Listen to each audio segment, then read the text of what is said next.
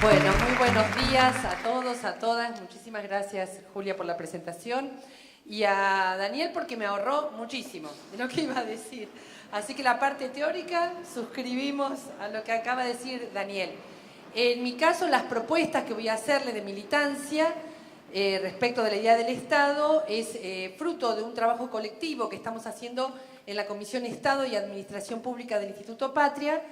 Aquí me están acompañando la doctora Mirta Bruno, Darío Fuentes, que está sacando alguna foto, Patricia Rodrigo, que forman parte de esa comisión, así que lo que les voy a contar es esa voz colectiva.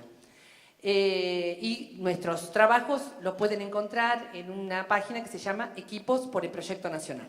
Así que esto va a ser solo una breve síntesis.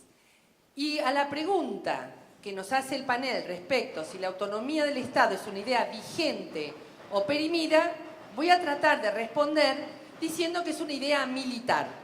Y voy a agregar el término soberanía, pero permítanme hacer el recorrido para llegar a esa respuesta. Julia nos decía al principio, voy a tomar algo de Julia y algo de Daniel. Julia nos decía al principio que la construcción del Estado es en realidad un argumento, un relato que nos damos, un relato que nos permite convivir, un relato que nos tenemos que creer. Y Daniel nos decía que ese relato era es muy molesto para el neoliberalismo. El Estado es un estorbo, nos decía en el punto 3, Daniel. A mí me pasaba, como una estudiosa del Estado, me pasaba sobre todo en los primeros meses de Macri, recuerden aquel verano del 2016, cómo no acordarnos de ese verano, que me venía recurrentemente a la cabeza, sobre todo escuchándola a Patricia Bullrich, me venían los libros de Alicia. Alicia en el País de las Maravillas, Alicia detrás de los espejos, porque era un orden que para mí era como muy loco, muy surrealista, onírico, no lo entendía, y además había una reina de corazones que estaba todo el tiempo diciendo que lo decapiten, y así, que lo decapiten, y eso era el Estado, en el mundo de Alicia y en el verano del 2016. Entonces digo, a ver, es un estorbo el Estado, pero ¿es un estorbo o tienen otra idea de Estado? Porque acá hay un control social que están ejerciendo que lo hacen desde el Estado, y lo hacen a la manera de la reina de corazones. Entonces, en aquel verano, una de las formas de curarse uno es el arte, me puse a escribir un cuento donde imaginé un mundo dentro de 200 años, todo gobernado por agencias, un mundo donde el neoliberalismo había triunfado.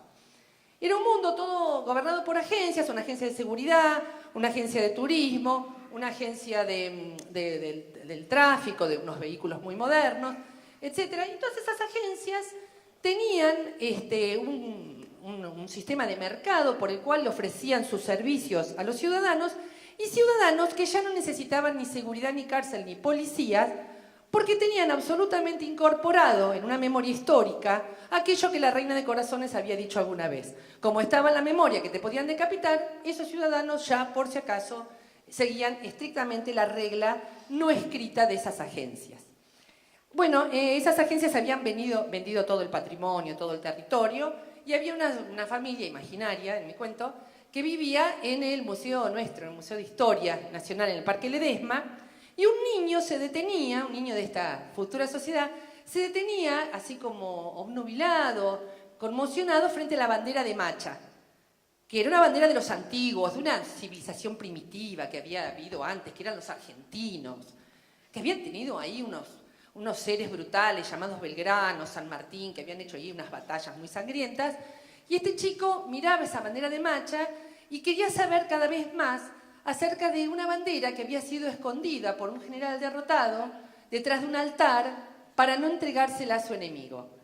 Y ese niño sentía que ahí había algo que era él, y no sabía describirlo, y no tenía los elementos para describirlo.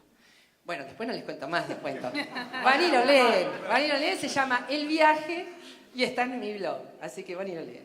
Hoy van a ver el final. Bueno, pero ¿por qué yo necesité imaginar eso? Porque yo necesito que ese chico se pare frente a la bandera de Macha y sepa quién es, qué es la bandera, qué es Argentina, cuál es su identidad, cuál es su historia, y eso se llama Estado y comunidad organizada. Bueno, entonces mi militancia es en función de esas futuras generaciones, y allí nos pusimos con nuestros compañeros y compañeras en el Instituto Patria a estudiar cómo venían a ocupar el Estado y cómo estaban tratando de que ese Estado se fuera agenciando. Y les descubrimos 2 o 3 cosas. En primer lugar, necesitan el Estado. Y lo necesitan por ahora como aparato disciplinador. Y si es con una loca de la guerra, mejor, digamos, ¿no? Es un aparato disciplinador. Allí toda la energía, todo el presupuesto, toda la voluntad política, todas las decisiones políticas.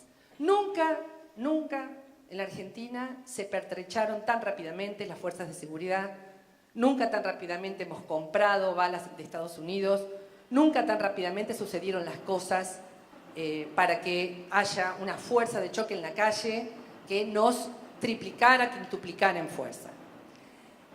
Pero además de eso, empezaron a ocupar el Estado de tal manera que con el cuento de la gerencia pública, de que las empresas son mejores gerenciadoras que nosotras, empezaran a aparecer, tanto en el Estado Nacional como en los estados provinciales, consultoras y ONGs, ¿no?, que venían a enseñarle a ese Estado perimido, a ese Estado anticuado, cómo hacer las cosas.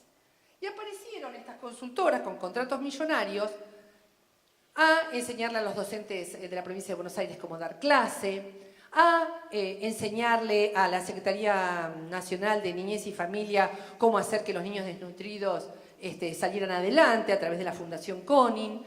Empezaron a aparecer y a ocupar de alguna manera ese lugar del saber y del gerenciamiento que le iba a permitir al Estado finalmente parecerse a las empresas y hacer lo que debíamos hacer. Es decir, tenían una idea de Estado, tenían un concepto de Estado y tenían y tienen una estrategia de cooptación. Para eso tuvieron que cambiar reglamentaciones, en eso fueron mucho más inteligentes que nosotros se nos escapó la tortuga en varias reglamentaciones que siguieron teniendo todo un estilo conservador en nuestra época. Y a través de ese cambio de reglamentaciones, ese cambio de normativa y sobre todo con la aparición de una forma de relación de empleo precario, incluso con los propios, empezaron a poblar las oficinas con coordinadores, ese es el nombre que se ponen, asesores y coordinadores, que por fuera de las estructuras orgánicas, de ese orden que comentaba al final Daniel, por fuera de las estructuras orgánicas venían a decirle a los empleados estatales, a las gasallas, digamos, y a los gasallas lo que tenían que hacer. Y el saber estaba depositado en ellos, en estas consultoras, en estas ONGs y en estos coordinadores, en una forma de relación de empleo que ellos están convencidos de que es la que debe primar, que es la forma de relación a través del monotributo, formas muy dinámicas que les permiten incluso entre ellos hacer que vos tengas durante 4 semanas, 5 semanas en una oficina pública un coordinador y de pronto desaparezca y no lo ves más y de esa persona no se habla más. Si no les sirve, los descartan, a los propios también. Esto es el neoliberalismo, este es el orden del neoliberalismo. Con lo cual nosotros empezamos a producir a través del 2017 una idea de que estaban construyendo una administración paralela, congelando la administración que nosotros conocíamos con todas sus dificultades y con todo lo que nosotros no habíamos logrado arreglar, y generando una administración que le permitiera, en un canal paralelo, ir llevando adelante su voluntad, sus ideas, sus formas de entender la docencia. Por eso dieron de baja los contratos del Instituto Nacional de Formación Docente y aparecieron las consultoras para la capacitación docente, etc. Nosotros lo llamábamos durante el 2017 administración paralela. ¿Qué es lo que fuimos descubriendo a lo largo del año 2008? Que eran mucho más inteligentes de lo que nosotros creíamos y que no están construyendo una administración paralela, están privatizando lo público. ¿Y por qué están privatizando lo público? Porque van a un mundo de agencias, que es esa distopía, esa pesadilla que imaginé desde la literatura en aquel enero de 2016. Por lo tanto, si van hacia la privatización de lo público y ya no hay autonomía y en realidad el Estado forma parte de la red de negocios de los amigos del poder, resulta evidente que la autonomía es un concepto amilitar. Y para que exista esta autonomía del Estado, tiene que existir o preexistir una autonomía de las personas, una autonomía de los pueblos y una soberanía de nuestra identidad. Y esa construcción es una construcción que por el momento la estamos haciendo en la calle, la estamos haciendo donde podemos y cómo podemos, con micro, meso y macro política, con micro, meso y macro militancia, cada uno donde puede y como puede. Y como nos decía el otro día a mí Edgardo Cristina, generando una militancia silvestre que va intuyendo por dónde va la cosa y va ganando lugares impensados, porque al neoliberalismo se le escapan dos cosas: que el mundo se mueve por pasiones y sobre todo por buenas pasiones, y porque los negocios no pueden resolver la búsqueda de la felicidad. Y como ellos no pueden resolver eso y nosotros sí, parece que se está dando vuelta la taba. Y eso se está notando en algunos triunfos electorales universitarios, se está notando en cómo muchos ya no reconocen el voto a Macri, se está notando en las encuestas y en el nerviosismo de Majul. Bueno, ese...